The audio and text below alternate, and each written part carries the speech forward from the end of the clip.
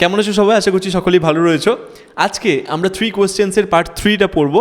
Page number 56 তুমি খুলে নাও তোমার টেক্সট বইয়ে, হাতে পেন্সিল নিয়ে নাও। যদি কোনো গুরুত্বপূর্ণ ওয়ার্ডস তোমার লিখে রাখার প্রয়োজন হয়ে থাকে তাহলে টেক্সট বুকে তুমি নোট করে নেবে। আর একটা জিনিস তোমাদের বলি, আমাদের ওয়েবসাইট ভিজিট করো, সেখানে তুমি একদম সঠিক মানে পাবে সমস্ত টেক্সটের। সমস্ত রকমের টেক্সট আসছে এবং এই টেক্সটগুলো বা এই লেসনগুলো তোমার অনেক কাজে দেবে। অনেক ওয়েবসাইটে দেখছি আমরা অনলাইনে প্রচুর আজে বাজে মিনিং দিয়ে দেওয়া রয়েছে, এমনকি সম্পূর্ণভাবে গুগল ট্রান্সলেটারে ফেলে পুরোপুরি ইংরেজি থেকে বাংলায় ট্রান্সলেট করে দেওয়া হয়েছে। এবং এরকম করলে কী অবস্থা হয় সেটা তুমি তো জানোই, তোমাকে আর বলতে হবে না। তো আমাদের ওয়েবসাইটে যাও, ডেসক্রিপশানে দেখো লিঙ্ক দেওয়া রয়েছে, সেখানে ফুল যে স্টোরিটা রয়েছে 3 কোয়েশ্চেন্স তার সম্পূর্ণ একদম সঠিক বাংলা মানে তুমি পেয়ে যাবে, যেটা তোমাকে অনেক বুঝতে সাহায্য করবে। তো please visit our website which is GyanValobese.com। দেখো ওপরে তো লিঙ্ক দেখতে পাচ্ছ, আর তার সাথে ডিসক্রিপশানে লিঙ্ক দেওয়া রয়েছে। সরাসরি তুমি এই স্টোরিটাতে চলে যাবে নিচের ডিসক্রিপশানে দেওয়া লিঙ্কটায় ক্লিক করে। চলো এবার আমরা পার্ট 3টা শুরু করি। দেখো, thanks said the hermit, and giving the spade to the Tsar, he sat down on the ground. Thanks, ধন্যবাদ, said the hermit, বললেন কে? সেই সন্ন্যাসী বললেন।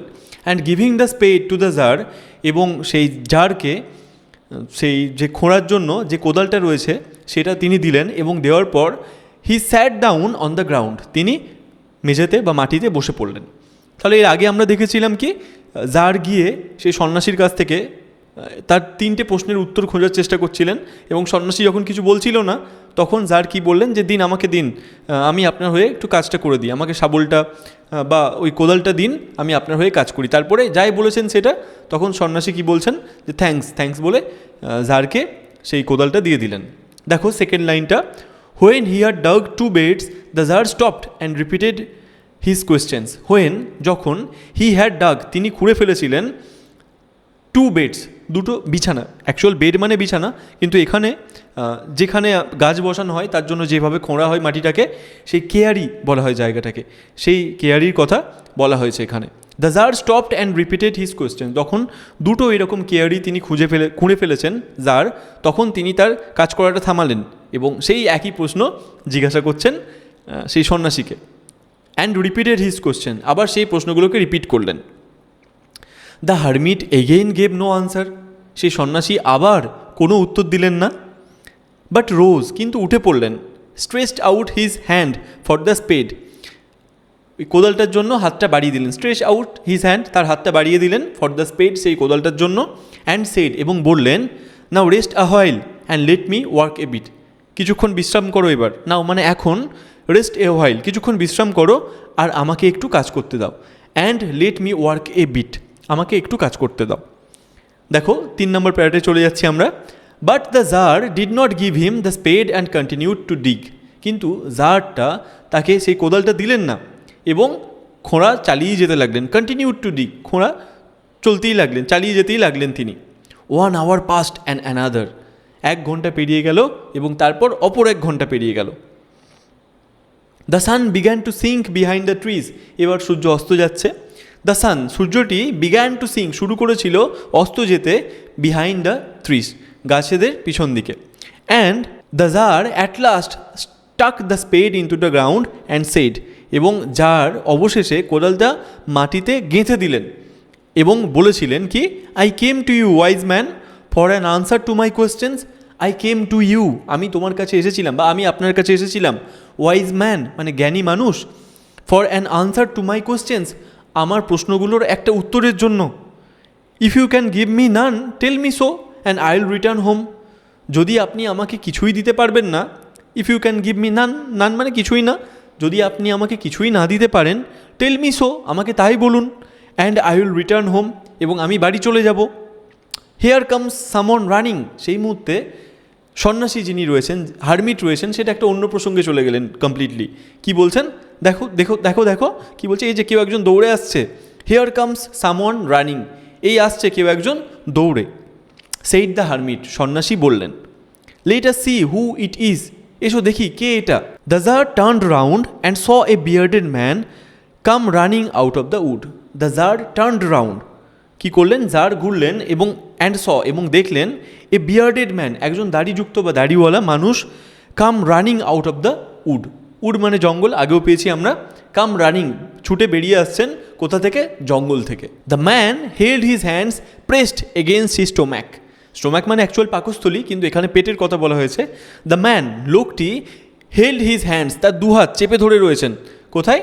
এগেইনস্ট হিজ স্টোম্যাক, তার পেটের ওপরে। And blood was flowing from under them, এবং তাদের নিচে থেকে, আন্ডার মানে নিচে, ওই হাত দুটো দিয়ে যে চেপে ধরে আছেন পেটটাকে, অ্যাকচুয়াল কেমন হচ্ছে বলো তো?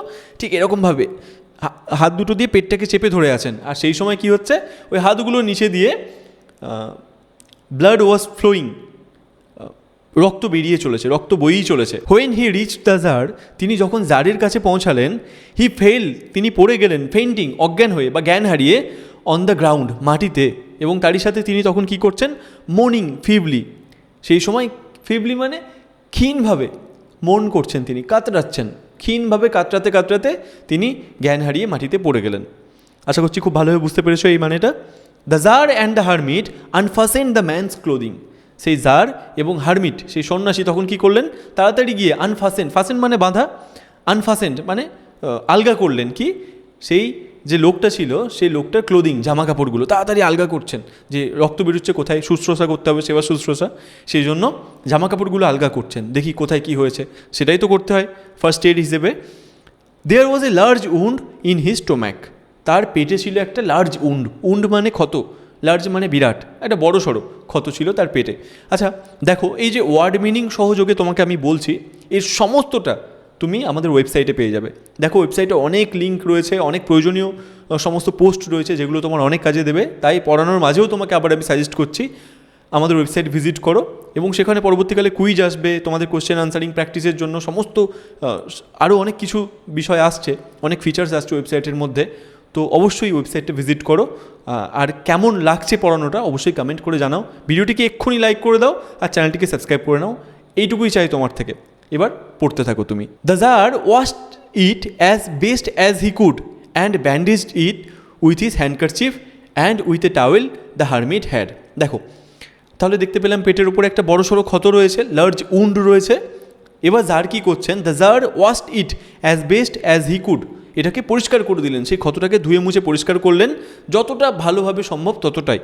And bandaged it with his handkerchief, এবং তার রুমাল দিয়ে, হ্যান্ডকারচিফ মানে রুমাল, তার রুমাল দিয়ে সেটাকে, সেই ক্ষতটাকে ব্যান্ডেজ করে দিলেন। শুধুমাত্র হ্যান্ডকারচিফ দিয়েই নয়, তারই সাথে কী রয়েছে? And with a towel the hermit had, হারমিটের একটা টাওয়েল ছিল, তোয়ালে ছিল। তাহলে সেই জার তার নিজের হ্যান্ডকারচিফ এবং হারমিটের যে টাওয়েল রয়েছে সেই দুটো দিয়ে সেই জায়গাটিকে ভালো করে ব্যান্ডেজের মতো করে দিলেন।